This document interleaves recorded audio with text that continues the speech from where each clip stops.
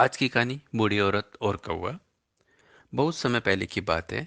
एक गांव में एक पीपल का पेड़ था जिसमें बहुत सारे कौवे रहते थे।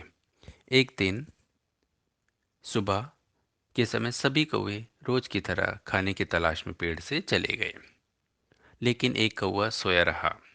जब वह उठा तो उसने देखा कि सभी कौवे जा चुके हैं। इसके बाद उसने अकेले ही भोजन की तलाश करने के लिए जाने की सोची। वे पेड़ से उड़कर पूरे गांव में खाने की तलाश करने लगा, लेकिन उसको कहीं भी भोजन नजर नहीं आया। इसके बाद वह एक घर की छत पर बैठ गया। उसको वहां बहुत ही अच्छी खुशबू आ रही थी।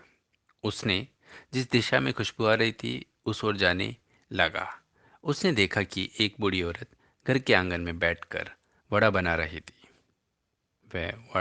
वड़ा को देख के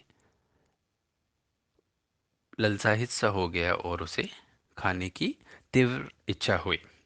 वह बड़ा तभी खाना चाहता था जब वह नीचे उस बूढ़ी औरत के पास गया तो उसने देखा कि बूढ़ी औरत ने एक कौवे को पहले से ही बांध रखा है। बूढ़ी औरत ने उस कौवे को भी यही कहा कि अगर तुमने वड़ा चुराने की कोशिश की तो तुमको भी इसकी तरह बांध दूंगी।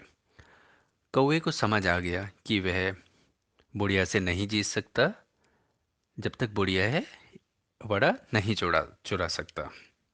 उसने एक तरकीब सोची। वह उस घर के पीछे गया और बच्ची की आवाज में बोला, दादी माँ कहाँ हो, आओ जल्दी। उसके बाद बूढ़ी औरत बोली, आती हूँ।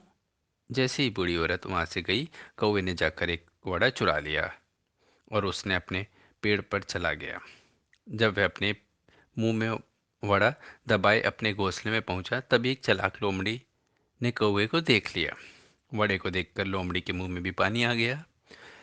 उसने कौवे की तारीफ करनी शुरू कर दी। वह बोला, कितना अच्छा काले रंग का कौवा है, इसके पंख कितने अच्छे हैं, इसकी आंखें कितनी सुंदर है। अपनी तारीफ सुनकर कौवा बहुत खुश हुआ और सब कुछ भूल गया। उसके बाद लोमड़ी ने कहा, ऐसे अच्छे कौवे की आवाज भी अच्छी ही होनी चाहिए। उसने कौवे से कहा, क्या तुम मुझको एक गाना सुना पाओगे। इसके बाद कौवे ने जैसे ही अपना मुंह खोला तो वहां वहां पेड़ से उसका वड़ा गिर गया। चालाक लोमड़ी ने वड़ा उठाया और वहां से चल गई। कौवे को पता चल गया कि वो मूर्ख बना है। उसने सोचा बूढ़ी औरत से वह वड़ा दोबारा चुराएगा उसी तरकीब से।